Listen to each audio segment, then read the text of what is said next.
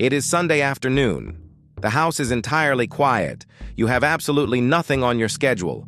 All of your emails are answered, your chores are done, and you finally have the one thing you have been desperately begging for all week long: free time.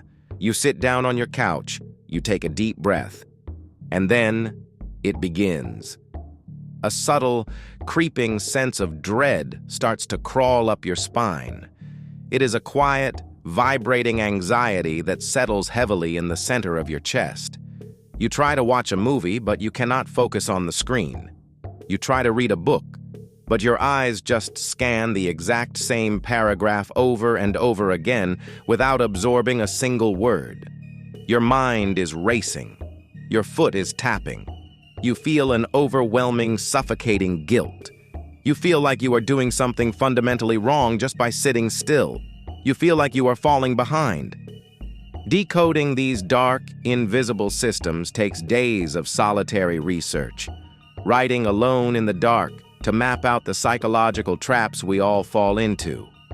If this channel brings you any clarity, if it puts into words the quiet panic you've always felt but couldn't explain, please leave a like and subscribe. It is the only way I know I am not just speaking into an empty void, and it allows me to keep building this psychological map for you. To understand why you are physically incapable of enjoying free time, we have to dismantle the most pervasive psychological trap of the modern era. We have to talk about the Burnout Generation. Society tells you burnout is simply the result of working too many hours. They tell you it is just poor time management. They tell you to take a bath, do yoga, or practice mindfulness. But this is a superficial, insulting lie, ignoring the dark architecture of your own mind. Burnout is not just a physical state of exhaustion. It is a psychological state of total identity collapse. To understand the brutal mechanics of this exhaustion, we must look at how the nature of survival has mutated. Hundreds of years ago, the mechanism of labor was enforced by physical external forces. There was a boss, an overseer, or a monarch. The threat was visible and undeniable. If you did not work, you would be physically punished or starve. The whip was outside of you. But the modern system did something infinitely more sinister. It did not remove the whip, it just moved it. The system successfully convinced you to swallow the whip. It made you internalize the overseer. You no longer need a boss standing over your shoulder to make you work. You do it to yourself. You police your own productivity with a level of cruelty and strictness that no external boss could legally enforce. You have seamlessly fused your biological sense of self-worth with your economic output. You do not view yourself as a human being anymore. You view yourself as a human doing. Think about the terrifying implications. In your subconscious mind, your inherent value as a living creature is tied to how much you produce, how many emails you answer, and how many tasks you cross off a list. Therefore, when you stop producing, you do not just stop working. You temporarily cease to have any value at all. This is the core, devastating truth.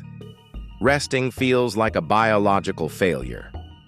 When you sit on that couch on Sunday afternoon, your primitive brain perceives the lack of productivity as an active, mortal threat to your survival in the social hierarchy. Your amygdala, the hypervigilant fear center, instantly sounds the alarm. It floods your entire nervous system with cortisol and adrenaline. Your body is physically reacting to rest exactly the same way it would react to a predator stalking you in the wild. This is precisely why you cannot relax. Your primitive brain screams at you that if you are not moving forward, you are dying.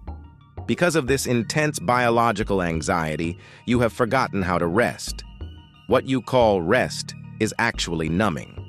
When the crushing guilt of sitting still becomes too painful to bear, you do not find peace. You find a synthetic escape. You reach for your glowing phone. You plunge headfirst into the infinite scroll of social media. You consume endless, meaningless content. You binge-watch television shows you do not even like. You are not recovering. You are simply anesthetizing the anxiety of unproductivity. You are burning massive amounts of cognitive energy trying to distract yourself from the terrifying reality of your own silence. This is the true definition of modern burnout.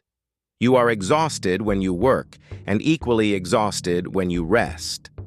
There is no sanctuary. The engine is always running, slowly and inevitably tearing itself apart from the inside.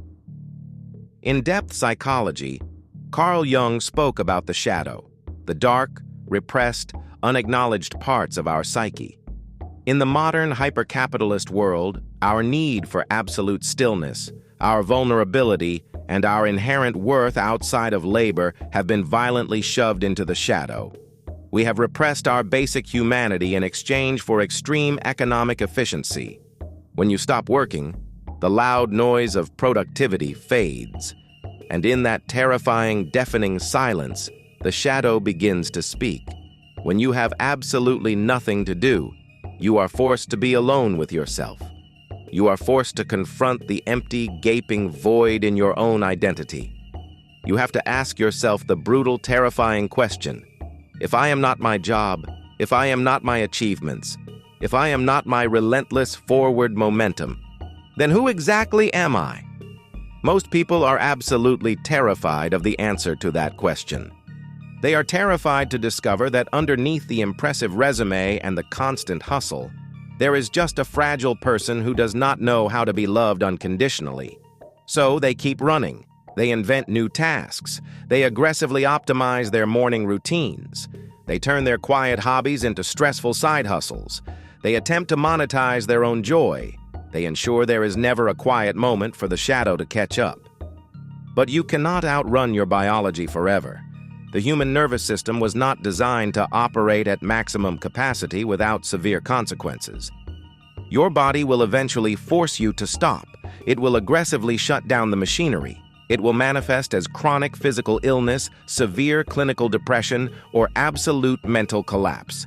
Your biology will violently take the rest that you stubbornly refuse to give it.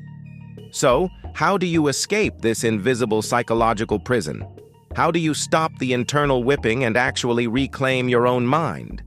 You must commit the ultimate act of modern rebellion.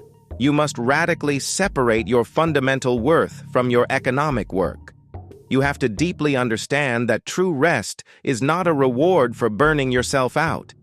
It is not a quick battery recharge, just so you can go back to being a more efficient machine on Monday morning. Rest is a fundamental human right. It is the absolute core of your psychological integration and sanity. You must sit on the couch on Sunday, feel the overwhelming, suffocating wave of guilt and panic rise in your chest, and choose to do absolutely nothing. You must look directly at the internalized overseer. You must feel the sharp sting of the invisible whip, and you must refuse to move. You must teach your broken nervous system that it is perfectly safe to just exist. You must definitively prove to your primitive brain that the world will not end, and you will not be abandoned simply because you took a quiet breath. It will be excruciating. Your mind will relentlessly attack you. It will call you lazy. It will tell you that everyone else is getting ahead while you are miserably falling behind. But every single time you sit in the silence and flatly refuse to produce, you are physically breaking the heavy chains of the system. You are actively starving the anxiety. You are rebuilding your identity from the ground up, entirely outside of the metrics of productivity. Stop trying to earn your right to exist. Drop the invisible whip. Face the terrifying silence of your own mind. The war is inside your head. Now begin. If this realization hit you where it hurts, do not scroll away. Subscribe to the channel right now. We are decoding the invisible systems that control you, and I need you to go down into the comments and tell me, what is the most ridiculous thing your brain makes you feel guilty for doing when you simply try to rest? Tell your story. Let's expose this internalized trap and build a community that fights back. But understanding your burnout is only the beginning. Even if you find the strength to sit in the stillness, there are deeper patterns waiting in the dark to pull you back into chaos. You think you are struggling to build good routines because you lack discipline.